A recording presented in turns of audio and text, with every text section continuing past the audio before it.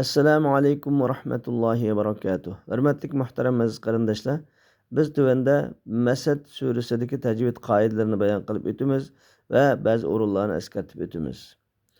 A'udhu billahi minash shaytonir rajim. Bismillahir rahmanir rahim. Masad surasi Makka da nazil bo'lgan suralarning qatoridan bo'lib 111-sura 5 oyat 29 kalima 81 harfdan tarkib topgan bir sura. Bu suradagi tajvid qoidalari tuvandikicha. Bismillah. Allah degan lafzi jalolining oldi zirliq bo'lganligi uchun lafzi jalolininki lamini inchik o'qiymiz. Bismillahi. Bismillahi deb o'qisak, ya'ni ani kanani o'tirsini chiqarib o'qib oladigan ya bismillahi tilning ostidan chiqarib o'qib oladigan ahvollar va bunga diqqat qilamiz. Lamni inchik olamiz.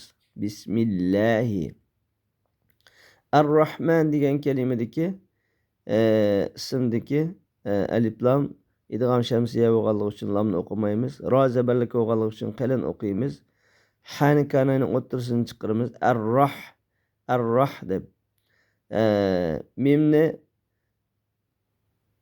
ikki harakat miqdor suzib o'qiymiz. Mimning ustidagi qisqa alifni Ar-Rahma o'qimaymiz. Ar-Rahmani. Ar-Rahim bu alif lam idg'am shamsiya bo'lganligi uchun alif lam o'qilmaydi. Ro zabarlik bo'lganligi uchun ham qalin alif o'qiymiz. Ham bu Ar-Rahman, Ar-Rahimniki ra'la tashdid bo'lganligi uchun ikkala ra'ni uchuq chiqarib o'qiymiz. Ha kanani o'tirsini chiqarib o'qildi. Ar-Rahi ya madda tabiiy bo'lganligi uchun ikki harakat miqdor so'zimiz Ar-Rahi. Mimni sakin qilib to'qsak madda arid bo'ladi. Ikki harakat, 4 harakat, 6 harakat miqdor so'zib uzun, o'tir hal qisqa holatda so'zib to'xtasak bo'ladi. To'xtamay qolib qolsak, ya'ni ikki harakat miqdor so'ziblar keyindagi suraga ulab o'tib ketamiz. Tabbat yada abi lahabin va tabb. Tabbat degan kalimadagi ta uchuq chiqarib o'qildi. Tabbat deb. Yada degandiki, yada kalimasidagi alifni so'zib o'qiymiz. Chunki bu yerda bu harf madda tabiiydan keyin, harf maddan keyin hamza kelganligi uchun ikkisi ayrim kalimada keldi. Madda muttasil, madda munfasil bo'ladi. Shuna buni uzun 6 harakat miqdor so'zib o'qiymiz. Tabbat yada abi lahabi va tab. Yada deb so'zimiz. Abi degan kalimadagi hamzani kanayninki oxir qismidan chiqaramiz. Abi qilib olsak bo'lmaydi. Ya'ni ikki harakat miqdor so'zimiz madda tabiiy bo'lganligi uchun. Tabbat yada abi lahabi lahadib hani ha qilib olsak bo'lmaydi. Va hani kanani oxir qismidan chiqaramiz. Lahabi ba'diki tanvinni vovga idg'am qilib o'qiymiz. Chunki tanvindan keyin idg'am ma'al g'unnaninki idg'am g'unnalik idg'amning vovsi keldi. Shuni idg'am qilib g'unna bilan o'qiymiz.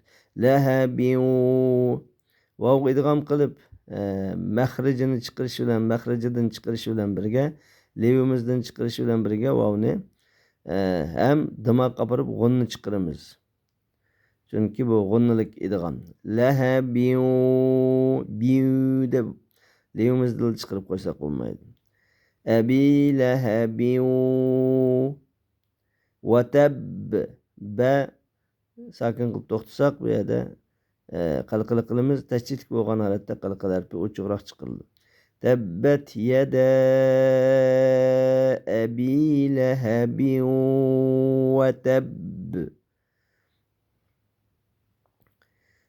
ما أغنى عنه ماله وما كسب. ما أغنى دكي ما دكي alifni so'zib o'qiymiz. Maddi munfasil bo'lganligi uchun 6 harakat miqdori so'zimiz. Chunki maddi tabiiydan keyin hamza keldi ayrim kalimada. Ma aghna hamzani kanani oxirgi qismidan chiqaramiz. G'aynni harf isti'la bo'lganligi uchun qalin olamiz. Kananing bosh qismidan chiqadi. Ma qilib olsak bo'lmaydi. Ma aghna nadiki nunun ustidagi qisqa alifni 2 harakat miqdori so'zimiz. Ma aghna anhu deb nunning alifini so'zmay yetib ketishga bo'lmaydi. Anhu degan aynni kanani o'tirisini chiqaramiz. Nunni ani deb nunni madratib olishga bo'lmaydi. Izhor qilamiz. Anhu. Yani so'zmaymiz. Anhu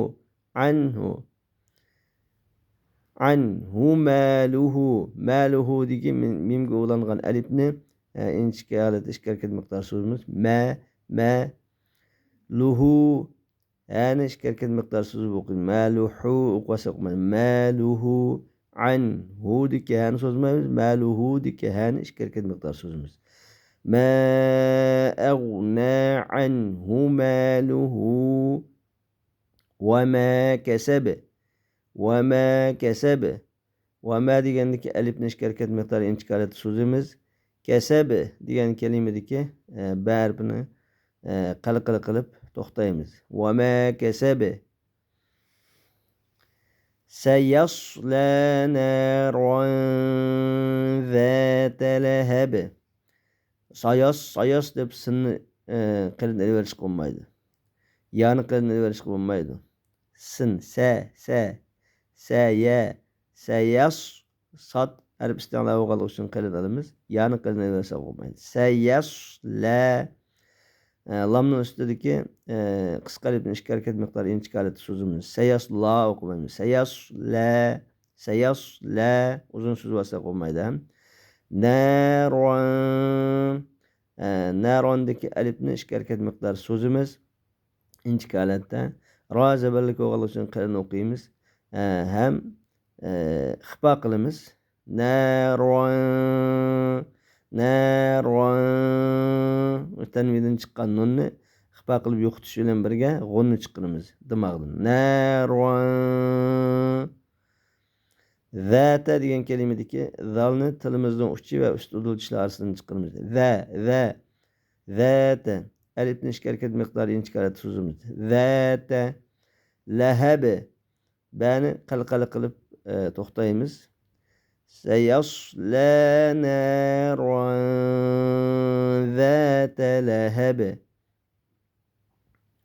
va imra'atuhu hammalatal hatab. Vam mimni izhor qilib o'qiymiz. Ro zabarlik bo'lganligi uchun qalin olamiz. Vamra ro deb so'z bo'lsa bo'lmaydi. Vamra'atuhu hamzaning kanini oxir qismidan chiqamiz. Ayn qilib olsa bo'lmaydi. Vamra'a qilib olsa bo'lmaydi. Vamra'atuhu yani 2 harakat miqdori so'zib o'qiymiz. Kichik bir vav yozalik vavni chiqaramiz. Vamra'atuhu hammalatal hatab. Hani kanani o'tirisini chiqaramiz. Ham deb o'qisa bo'lmaydi. Ham mim tashdid bo'lganligi uchun o'rni chiqarib o'qiymiz. Bu alifni 2 harakat miqdori inchikalat so'zimiz. Hammalatal al-hatab kalimasidagi alif lam izhar qamariy harfi bo'lganligi uchun lamni o'qiymiz. Lamni mudratib berishga bo'lmaydi. Han kanani o'tirisini chiqaramiz. Toni qalin olamiz. Hata han qalin elvasa bo'lmaydi. Hatab bani qalqala qilib to'xtaymiz.